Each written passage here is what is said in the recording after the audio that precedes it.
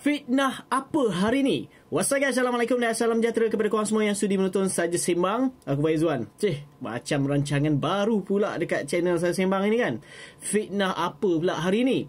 Sebenarnya ini adalah merupakan cadangan daripada Menteri Komunikasi dan Digital Fahmi Fadzil, yang mana beliau bercadangkan 15 jam yang lalu di Parlimen. Okey, dan aku nak baca artikel ni, yang mana artikel ni di Astro Awani. Jom kita tengok paparan ini. Semua pihak harus memainkan peranan dalam menyemak kesahihan fakta sesuatu berita yang dilaporkan agar ia tidak memberi kefahaman yang salah kepada masyarakat. Menteri Komunikasi dan Digital Fahmi Fadzil ketika menggulung perbahasan usul kajian separuh penggal rancangan Malaysia ke-12 berkata penyebaran maklumat yang berlaku dengan pantas dan tidak diperiksa dengan teliti mampu menimbulkan tomahan dan fitnah. Saya bagi contoh yang terkini. Ada pihak yang telah mendakwa kononnya Malaysia nak beli minyak sawit dari China. Perkara ini masuk dalam X Twitter dan telah disebarkan.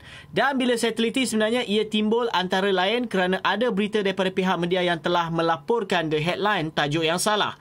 Katanya menjawab celahan Muhammad Sani Hamzan, PH Hulu Langat. Berhubung tindakan kerajaan dalam menangani masalah penyebaran berita palsu dalam kalangan masyarakat. Perkara itu turut mendapat perhatian daripada Wong Shu Chie, PH Keluang, yang menekankan agar kerajaan memberi tumpuan kepada warga emas berhubung pendidikan celik media kerana golongan itu mempunyai kecenderungan untuk terdedah dengan implikasi berita palsu. Beliau berkata pihaknya juga mungkin akan membincangkan cadangan Roziah Ismail, PH Hampang, supaya adanya siaran semakan berita fitnah agar ia boleh dirujuk secara harian. Ada cadangan untuk tambah satu slot dalam berita RTM fitnah apa hari ini. Ini satu cadangan dan mungkin kita akan bincang nanti. Tapi memang betul kita perlu teliti perkara fitnah ini, katanya. Fahmi berkata kerajaan turut mengulangi pendirian untuk bersikap terbuka terhadap kritikan dan kebebasan media di negara ini. Menyentuh tentang dasar industri kreatif negara, beliau berkata kerajaan bersetuju untuk melaksanakan kajian semula secara menyeluruh bagi menentukan hala tuju dan skop yang jelas di bawah industri kreatif. Memandangkan skop industri kreatif kini merentasi beberapa kementerian, jabatan dan agensi, kajian semula di IKN secara menyeluruh akan dilaksanakan oleh Kementerian Ekonomi, katanya. Berhubung status sumbangan Starlink Internet Service Malaysia Sdn Bhd kepada kumpulan wang pemberi perkhidmatan sejagat, Fahmi berkata ianya boleh ditentukan selepas 30 Jun 2024. So, apa pandangan korang berkaitan dengan siaran ataupun segmen yang akan dimasukkan dalam slot RTM? Fitnah apa hari ni?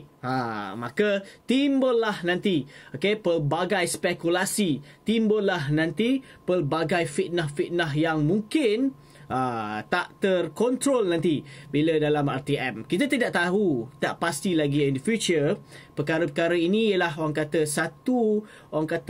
spark, bermulanya berlakunya fitnah akhir zaman ini.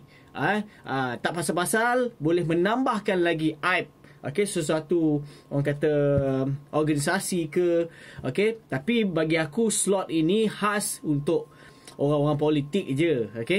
Itu yang aku rasa macam kan, sepatutnya tak boleh lah macam tu. Tapi aku yakin benda ini, slot ini memang untuk agenda-agenda orang politik sahaja, untuk memastikan pihak yang tertentu mendapat orang kata satu liputan yang orang kata bersih saja di pandangan dari pandangan orang-orang di kampung. Tapi dia kena lihat juga orang kampung sekarang ni pun pandai main TikTok. Tak percaya, kau cuba kau tanya ayah korang ataupun mak korang ke, tengok berita-berita yang orang kata lebih directly lah dapat kan, daripada orang tu. Yelah, ini pun boleh menimbulkan lagi banyak spekulasi lagi-lagi kat TikTok dan sebagainya.